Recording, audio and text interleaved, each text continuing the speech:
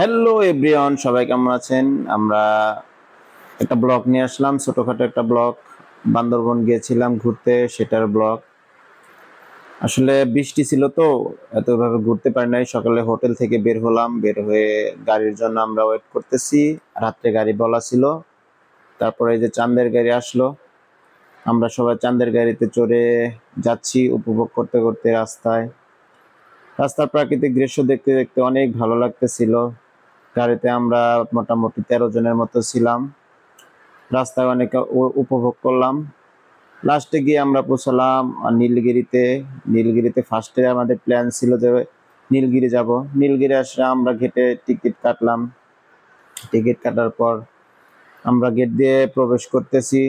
সবাই ছিল, আগে পিছে সবাই ছিল। প্রবেশ করতে করতে ছোট্ট একটা ভিডিও ধারণ করলাম। আসলে ভিতরে কি আছে মোটামুটি আপনাদের দেখানোর চেষ্টা করব।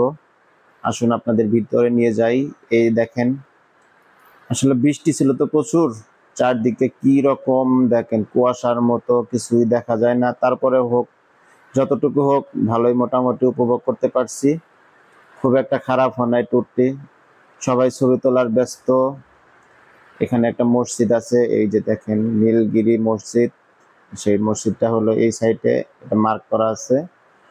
যাই হোক, ছোটখাটো একটা ট্যুর দিয়ে নীলগিরি ঘুরে আসা, অনেক কিছু দেখে ভালো লাগলো। ধন্যবাদ সবাইকে।